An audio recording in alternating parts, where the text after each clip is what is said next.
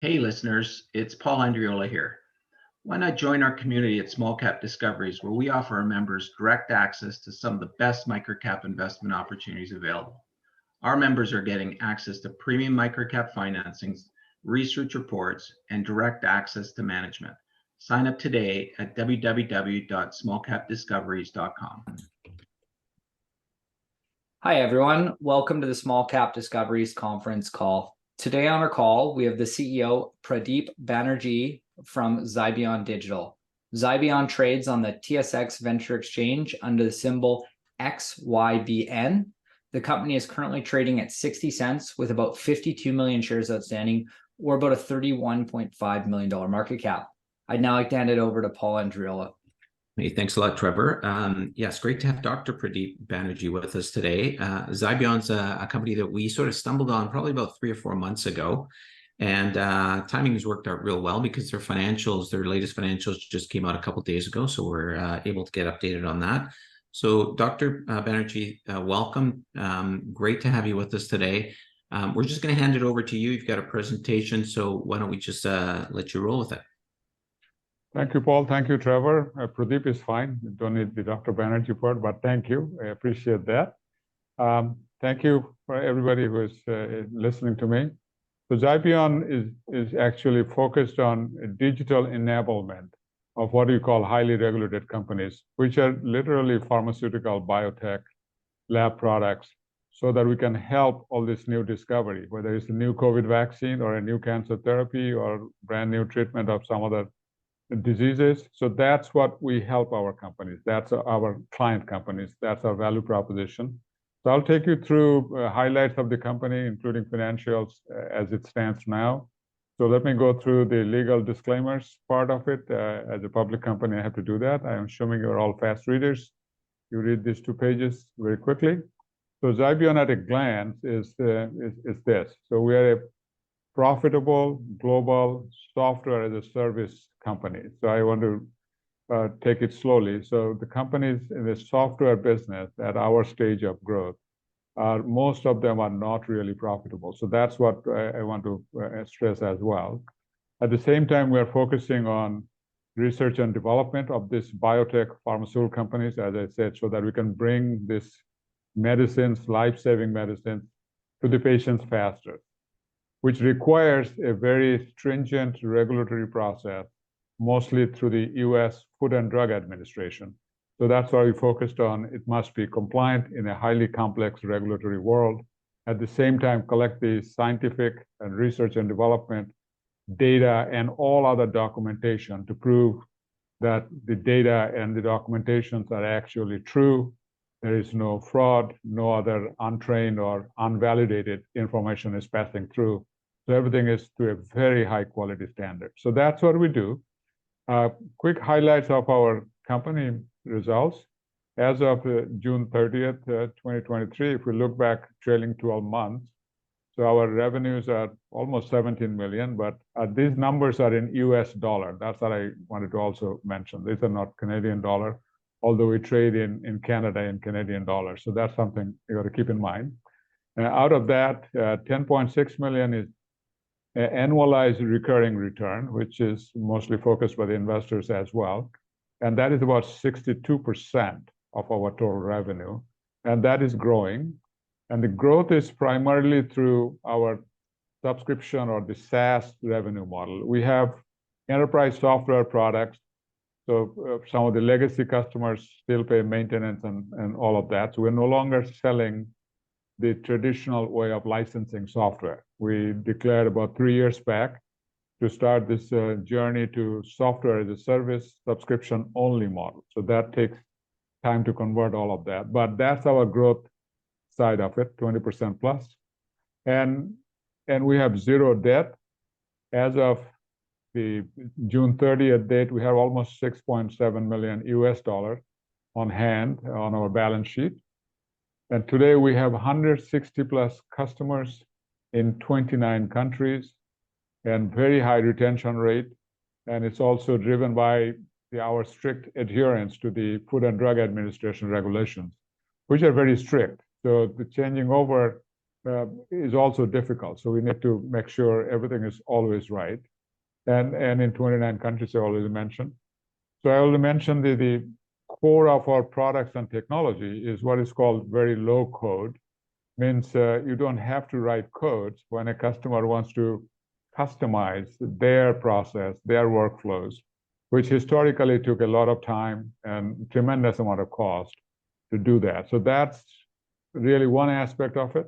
And the other aspect is with our platform with multiple products, which are necessary to get through the research and development and compliance process, we are at a position to actually displace or replace multiple software products being used by the customers. Typically, in order to move through this research and development phase of our domain, customers have 8 to 12 different softwares they use depending on the size of their company. And today we can replace all of them. I think that's a very tremendous statement that we have built this excellent platform and the products that goes on it. And it's all unified, meaning from the same database, the same code base, all of the 5 that are at the bottom of the slide. I call them research and development execution system. It's not just one thing, it's multiple things that adds up to this end-to-end from discovery through preclinical, meaning before they are put into the human trials. All of these needs to be in a very standardized process with a strict level of compliance and documentation. And then they have all kinds of other laboratories beyond the R&D where they are testing materials, analyzing things. Those needs to be also, these are generally called LIMS category, LIMS, LIMS software type of platform. So they have electronic lab notebook and the scientific data and other process and analytics that has to be done. We also have a patent on how to predict how the next compliance audit or inspection from FDA could look like. And that is, we used, even before this current rage about ChatGPT and others, we started using some form of artificial AI and machine learning to understand the FDA's inspection pattern based on their pronouncements and enforcement pattern. We can give a prediction of how the next inspection could look like for our customers and whether they're going to get any citations or any other problem with it. So we have a full suite of what's called quality management, where you have to document that all your people are fully trained for what they're doing, all the equipment, instruments you are doing are fully what's called validation. That means it will repeat the same result, same standard at multiple labs, whether it's an FDA lab or a US lab or some other country's lab. So that's very strict adherence, and it will comply through an inspection and audit. It can record any non-conformance or deviation from the standards, and also record any corrective actions or preventive actions you are taking. So all of those are fully documented in a document management system we have. And at the same time, over the last 3 or 4 years, all of us get to understand the value of how to keep the workplace healthy and safe for all our employees and for all people that are involved with it. So we have created a workplace health and safety module on the same cloud platform, which is also very valuable because it's working in a regulated environment. So all these 5 things makes up our product offering. That's what we do, bring it together, and the value proposition is we can minimize their cost, replace multiple software by a single platform. And I talked about financial profile and our recurring revenue. So to take the next step to deep dive into what we do and the problems we solve, the drug development life cycle is too long. Typically, it takes 12 years plus. That's the kind of standard way of saying it. But some of this needs to be faster, and it's fragmented. That's why it's very difficult to bring everything together. The existing softwares and other processes, it's very difficult to integrate and move and bring it together. So there are all kinds of siloed operations and products that are in the mix. These are our competitive products by each verticals, but they don't come together. They don't bring it together. They don't have a single platform, but we do. That's why we think we have a very unique offering in terms of how we can digitize the entire process. And this is the focus of most of the pharmaceutical and biotech companies today, especially after COVID. which actually focused the breakdown between people who have to go to work at the manufacturing site or in the R&D lab. They could not work remote, plus the people who are normally there, but they were not there during the COVID time. People who will take care of the documents, the audits, and recording of FDA requirements, they were remote, but it was very difficult to put these things together. So that's why there's a heightened focus on bringing everything together in the cloud. That's what we bring. And plus our patented predictive compliance is also very important. So these are the 5 product brands we use: Pristima, LabWise, CQRM, and Evidence, and ECM. And that covers the entire spectrum from the research, development, manufacturing, quality, and compliance, and keeping through the HR system to keep our employees healthy and safe. So that's our solutions bring together. And as I mentioned, by doing so on a single platform, we're able to displace 6 to 12 different software that they need by a single software, which reduces cost, typically by more than 30%, and reduces the time it takes because it's efficient. You don't have too many hand-ups. And by not having hand-ups, it minimizes the FDA inspection risks, which slows things down as well. So that's our value proposition to our clients. And I don't want to drill into it, but I was going to show what these 12 things look like.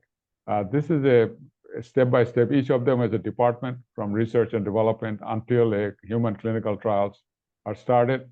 Most typically, it will be a different department using a different software.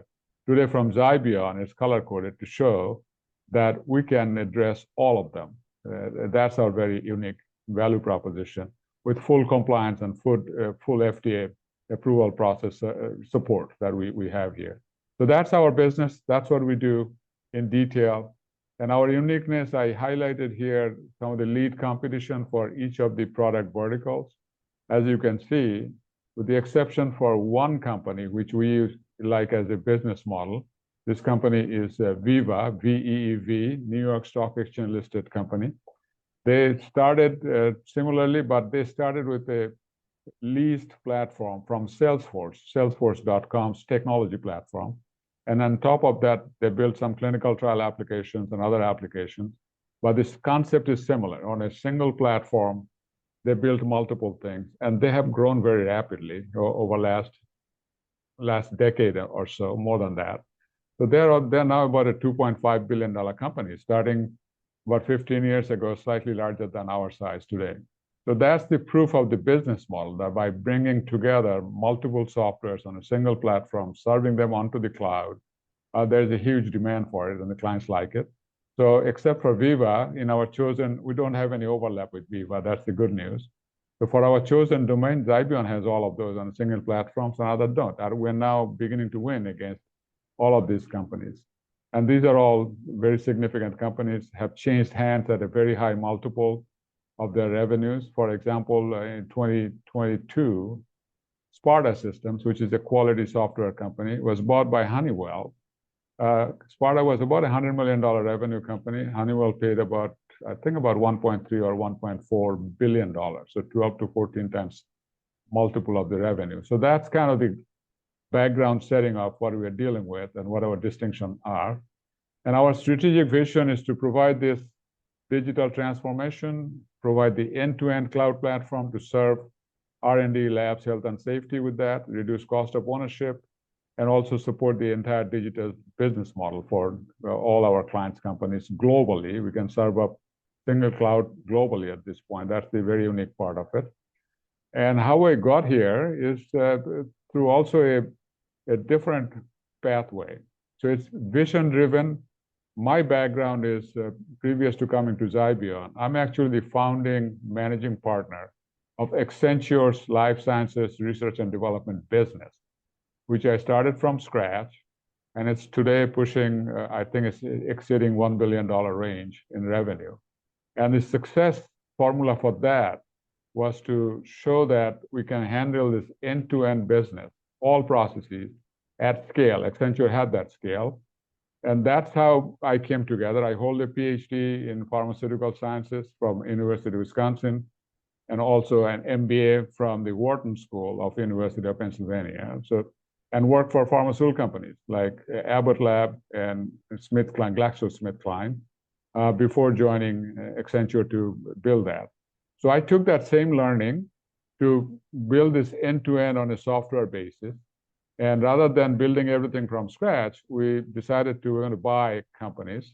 The first company we bought was named Xybion. We kept the brand name Xybion, but added everything else. So after buying the Xybion, which is called preclinical toxicology pathology software, then I bought a company in Quebec, Canada, for a quality management software. We integrated that into that core R&D platform of Xybion.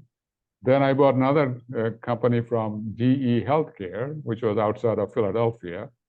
And then they had the compliance software and the ability to implement this software. So by integrating them, we had the beginning of the end-to-end. But as you all know, today and over the last 10 years, everything needed to be in the cloud. So we decided to build our own cloud, similar to Google's cloud architecture, to modernize all of that. So we rewrote the company software that we bought from Canada and Quebec onto this platform. So we modernized everything onto this new cloud architecture. And these are all released in production. So we have proven that it works. The technology works and the functionality works with clients. These are at various large and small companies. Now is the time to repeat the cycle, to accelerate the organic growth through these 160 plus customers we have, and also do selective M&A to repeat this cycle. So we know how to start from a strategy-driven acquisition and then grow them, both organically and also through M&A strategy. So that's our business model. And so as the revenue model is software as a service, and heavy focus on this 160 plus clients to bridge what we call the white space. So most of these customers historically have one or two of our product modules. But now we have, as you can see that, we have 10 plus things you can sell them. So there's a very good opportunity to do focused farming on strategic account management to grow that.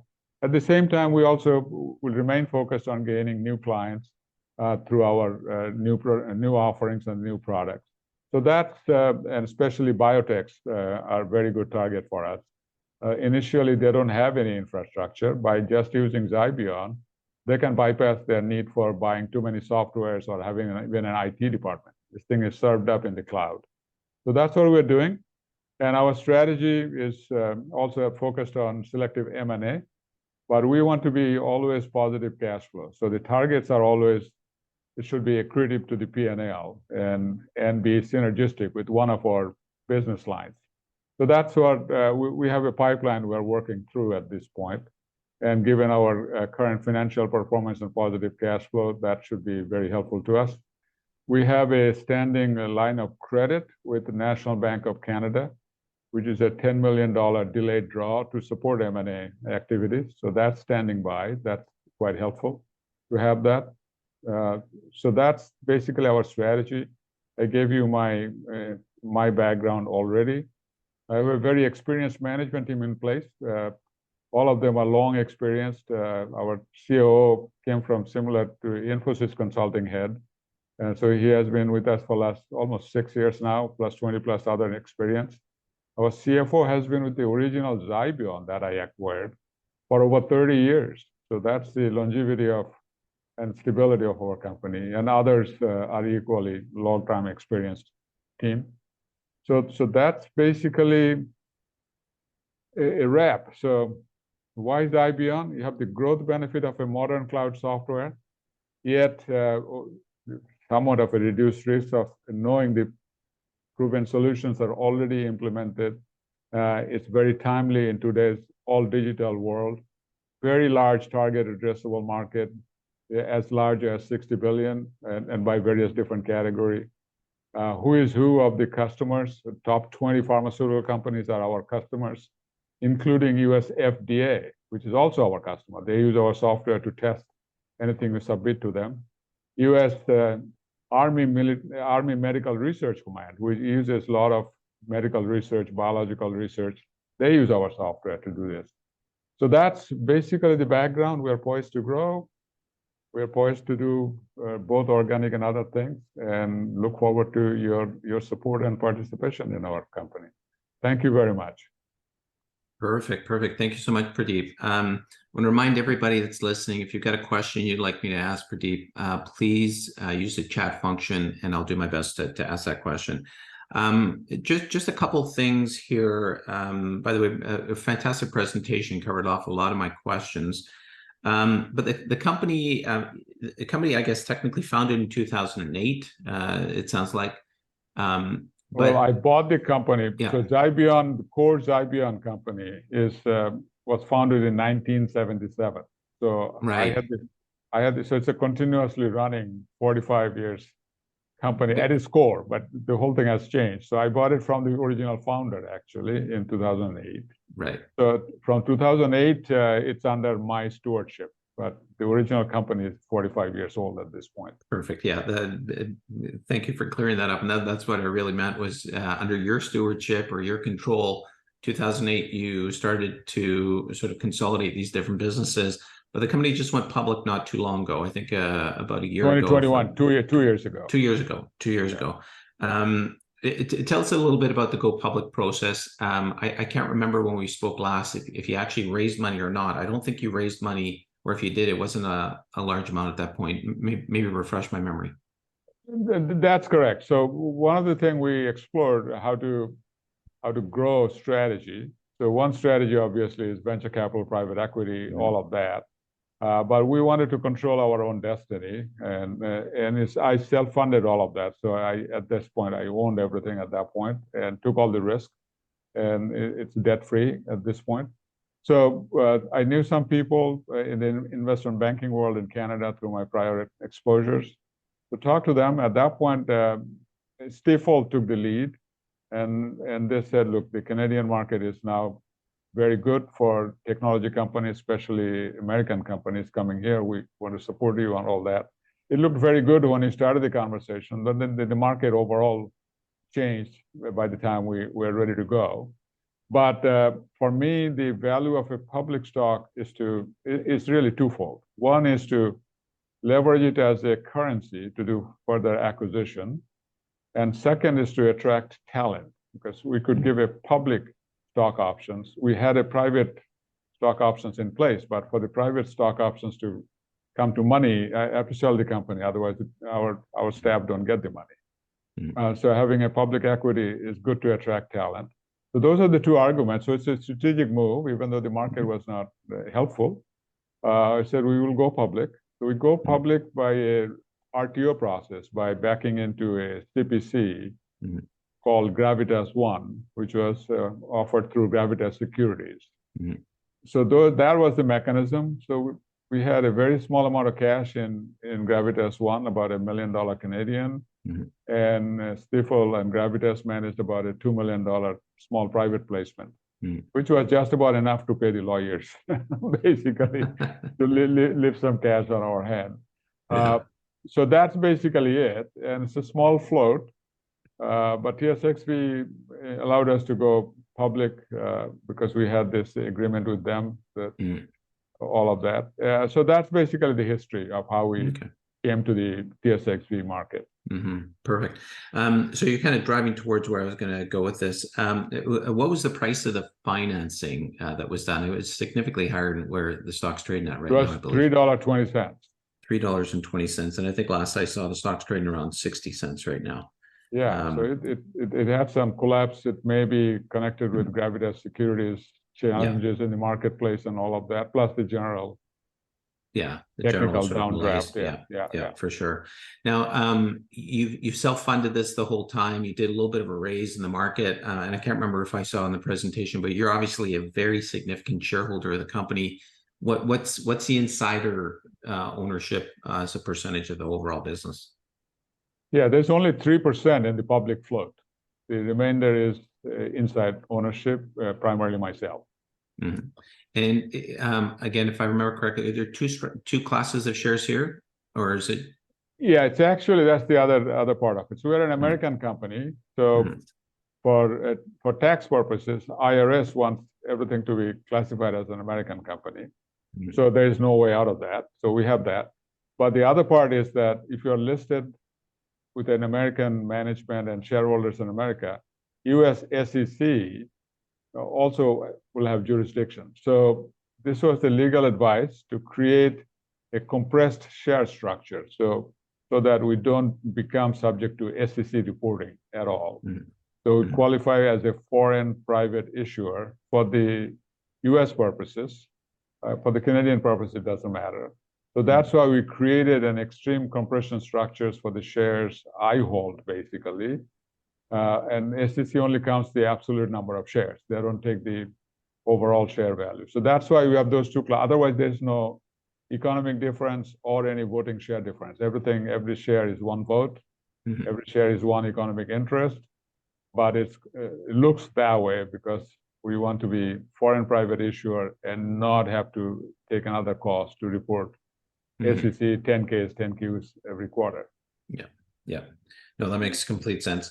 When we talk about sort of the sales process, so how do you sell into either a new customer, or do you sell multiple licenses into these? These are large organizations, a lot of times with a number of different research facilities and sort of almost sub facilities within these organizations. How do you sell to these guys? Yeah, our selling proposition is the number of named users and the number of modules they're using. That's how it's priced, right? And we sell both ways. We have focused on the existing customers to manage the relationship and talk to them about other products, other offerings we are doing. So that's the way from trying to sell from inside, which is the farming approach. That's about 75% of our revenue. New revenues come through our existing clients. And the other parts come from new sales, which we have marketing and technology-driven search engine optimizations, the Google tricks, and all of those parts of it lead up to leads coming through our website, and also have a sales team for both promoting new opportunities and the closing the sales for new logos, and through trade shows and webinars and all of those. That's how sales come through. You're like, what's your capability? Now we'll go back to sort of the M&A strategy that you have. You've acquired several companies already. What do you see as potential requirements? You need new technologies to fill out your sort of products, or I mean, are you kind of down on the M&A side? We don't need the technology. It's really twofold. One is to bulk up the revenue. So we actually don't need the technology. Our target are companies that are not at the cutting edge of technology, which becomes high risk and high cost. So we're looking for companies that are going to be a good fit client-wise and put the revenue, and we can upgrade them to our technology. So that's one part of it. The other part of our focus is a geographic footprint opportunity. So we did this company build up in 29 countries, but sitting in Princeton, New Jersey, we had no boots on the ground anywhere in any other country outside of US and Canada. So it's now time to put some boots on the ground in other countries, especially in Europe, because we have large customer base and large opportunity, including US. We're looking for same type of companies. So those are the two things. And in order to grow rapidly from here, I need more talent. So these companies would have the people that are currently running a business. They know the subject matter. So if I find them right from the people and the talent part of it, that's a gain for us. And we keep the revenue, cut the overhead, because we have all the infrastructure and the system in Xybion. So there is synergy from that. So that's the strategy we're following. And they must be cash flow positive on day one, no cash burn after paying the acquisition price. Gotcha. So, I mean, it sounds like you've got a lot of geographical expansion sort of opportunities. How do you go about sort of filling the pipeline of opportunities? And then, do you feel comfortable that you're in a position to do that? I mean, you've got you mean the M&A pipeline? Yeah, the M&A pipeline. Yeah, we work with couple of buy-side brokers Okay. for sourcing these kind of opportunities, both actively and passively. They will pass things to me if they think it's interesting. Others, I've told them, do a focused search, because we want something in the LIMS area, we want something in the quality area, R&D area. So they're doing that, and if that fits our criteria, then we're engaging. And do you feel comfortable that you've got the sort of the capacity to do that, either on a financial basis or the due diligence and integration that you need to do with these typical acquisitions? Do you have everything you need? Yeah, at this point, financing wise, I mentioned to you our line of credit, our own cash. That's in the stock market looks not friendly to raise money, but as soon as this allows something, we'll raise that capital as well. So to finance that, I'm okay. That's good enough for the type of companies you're looking at and the revenue base. And in terms of carrying it out financially and technically, we have done that. We have inside people who understand what they're looking at, and then supporting from outside, from legal and financial due diligence from accounting and other firms. So that's where we have a network now in place. We can execute without having to have a full-time staff doing just this and carry the high payroll for that. Gotcha. And back a little bit to the sales process, or one question I didn't ask is what's typical sales cycle? How long does it typically take to land a new client and sort of process the client? If it's a large pharmaceutical company, to start from scratch, it's more than a year process. And before that, assuming we have some relationships, that's what they give us the opportunity. So if you had nothing to start, the barrier is to pass through the procurement department, which is the gatekeeper, and to get to and become an approved vendor and then have a master services agreement. So that takes a long time. And then the legal process of doing all of those takes another layer of time. But once you're through with that, then a new opportunities, the users can straight come to us, buy it, because all the legalese and everything is in place. That takes, on average, 3 months, because they will do their diligence, and we have to do presentations, this, that. Smaller companies like biotech, it's 3 to 6 months. So that's kind of the window for us. Gotcha. And random question: how many employees? How big is the company right now, as far as employees? We have, give or take, about 150 plus employees. Oh wow! Okay. Heavily in North America and in India. Our technical operation groups are actually in India and here in North America. About 60 plus people here, about close to 100 plus over in India. Okay, perfect. And then just generally, it seems like the business is going fairly well. You're growing, you're cash flowing, you're making money. But what sort of keeps you up at night? What challenges does the business face? Well, the challenge is for us is now to grow and make sure all our existing clients, these are large companies, are happy. There's always something in the software business. It's never a dull moment. So that's basically what I worry about, how to keep our customers happy. So we refocused our sales organization to we call them customer success organization, literally at this point, but that's their focus. I think that's it. How to keep happy clients. They give new business. The large companies have too much money. So if they're happy, we'll grow. Exactly. It's always a good way to put it. Keep your customers happy and good things happen. So if we look forward, where do you see this company in 5 years, and even further, is there an exit strategy here, or do you see something different for Xybion? Yeah, well, the way I put the strategy together for our company is similar to what Microsoft and others had at the beginning. So Microsoft hasn't exited. It's the same company. So they're the last, I call the last person standing strategy. So we'll buy companies and we will make sure we have a full portfolio to serve our customers' need in a focused way. We don't want to go too far into too many places. And if we remain a public company, that's fine. That's a built-in exit strategy right there. We don't have to sell it off to anybody. Sure. And if you are attractive enough by acquisition and growth, then you're a good target for other private equity and other companies who are paying good multiples for our stock. So those basically are two pathways. So either we continue the core strategy and the public market will catch up and reward, and we go kind of graduate either to TSX or NASDAQ or something like that, or private equity will buy out our shares at a very good multiple price, which is the market price today. Yeah. So that's the exit strategy. No personal need to sell off immediately, cash-wise and anything. Xybion has cash, so it doesn't have the need to just sell off anything at any price.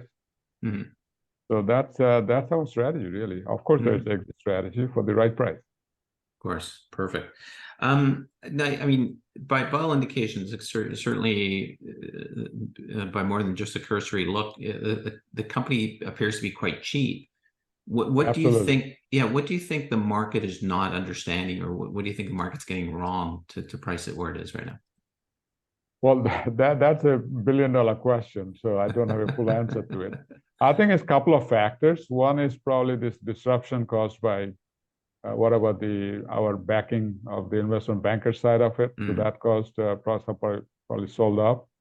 Second was this fiasco with the auditors. So in July, when we were about to get ready to report our last fiscal annual report, which ended March 31. So by TSX.V rule, we have 120 days.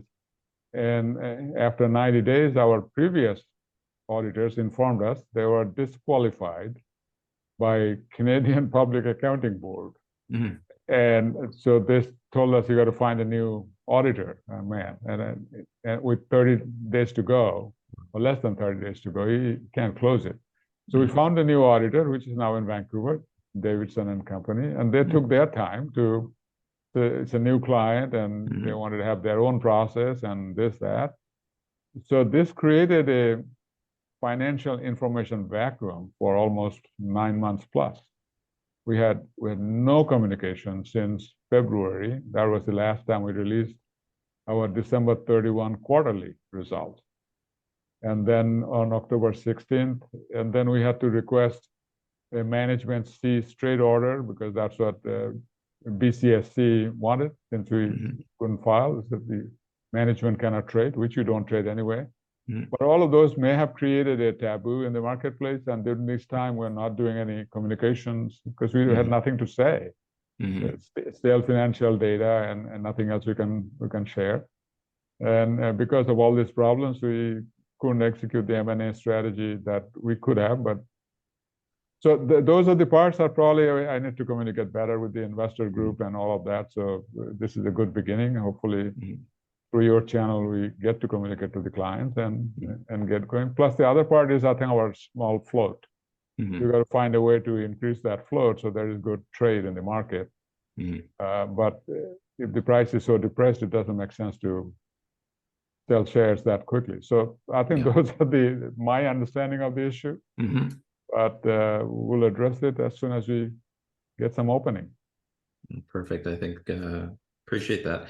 And then looking forward, how do, like, us investors, what do you think we should pay the most attention to, or you know, is there any kind of catalysts that you can think of that we should pay attention for?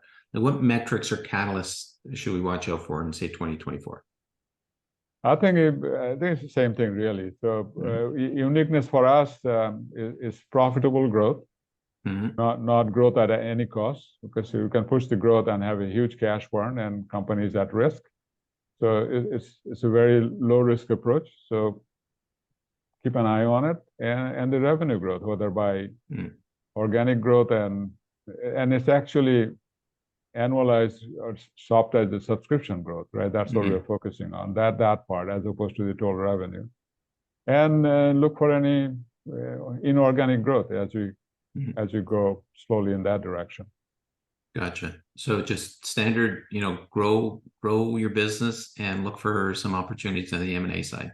Yeah. We're gaining clients. We periodically make press releases. So we have established some channel partnerships. So those are kind of forward performance indicator. Mhm. So that's there. We have a couple of partnerships which are bringing new sales opportunities to us from their salespeople. Perfect. Well, that's great. Well, listen, I think we've kind of wrapped up the questions that we've got. Great presentation. As far as a sort of a takeaway message, is there any key message you want to make sure everybody walks away with today? Yeah, so Xybion is in a very distinguished niche area in pharmaceutical research development, bringing life-saving medicines, helping our clients to bring in life-saving medicines to market, at the same time maintaining a profitable growth in a cloud-driven software world. So that's our pitch, and looking forward to grow and support our shareholders and grow further from there. And thank you. Well, thank you. Thank you so much, Pradip. We've been speaking with Pradip Banerjee of Xybion Digital, symbol XYBN on the Venture Exchange. Pradip, thank you so much for joining us. And listen, we really look forward to catching up in the future as well. Thank you very much. I appreciate it. Let me know what the next steps are. You bet. You Talk bet. to you soon. Bye now. Thank you so much. Bye now.